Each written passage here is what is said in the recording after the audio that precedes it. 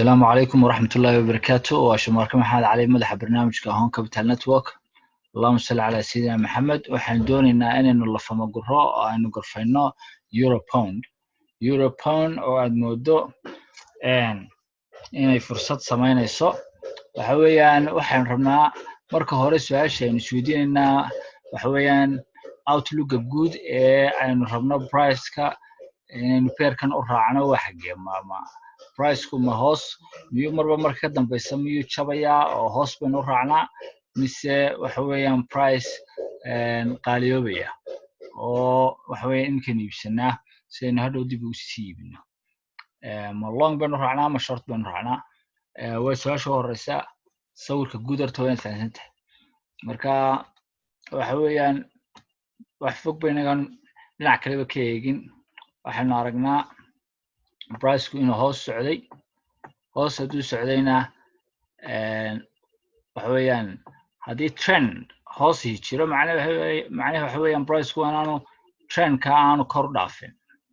marka kor u dhaafin pullback markuu sameeyay price-ku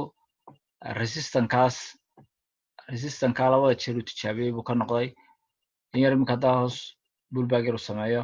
waxaan filaynaa inuu hoos socdo price-ku hoos socdo marka outlook guud waxa weeyaan inaan short raacno allahumma salli ala maxamed haddaynu eegno masalan haddaynu eegno price-ku waxaad moodaa dhinac inuu isug waxaad moodaa trend line-ka uu jabsaday hoos buu jabiyey allahumma salli ala maxamed trend line-ka si fiican price ku jabiyey kandalo qurux badan oo pirish tilmaamaya weeye kuwaasi pullback yar hadduu sameeyo waxa weeyaan price-ku direction-kay ka doonaa waa hoos inuu sii socdo euro pound hoos baynu u gelaynaa allahumma salli ala maxamed masalan daily kala haddaan eego waa same time frameska higher time frameskuna inagama soo horjeedaanba waxa weeyaan daily-ga qudhisa soonaha hore loo tijaabiyey waxay moodaa soona maxay inuu yahay soona resistant price-ku uu kasoo noqday mar hore marka waxa weeyaan anyway euro pound waxa aynu u raacaynaa maxay short baynu raacaynaa maadaama ay trend line-ka hoos jabsatay allahumma salli ala maxamed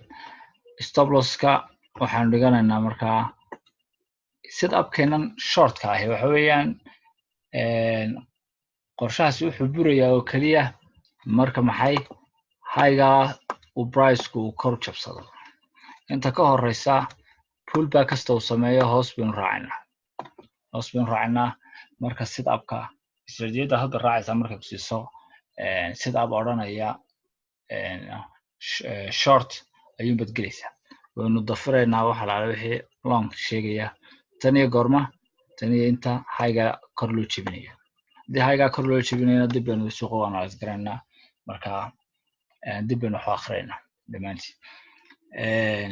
euro pound intaasaan kusoo koobi lahaa euro pound waxa weeyaan allahumma salli ala maxamed euro pound short baa loo gelayaa stop loss-kana zoonahaasaa la dhiganayaa 0.8486 wixii kaagdhow waayahay intaasaan kusoo koobi lahaa oo shumaarkooda leh shaqo wanaagsan. wassalaamu calaykum waraxmatullaahi wabarakaatu.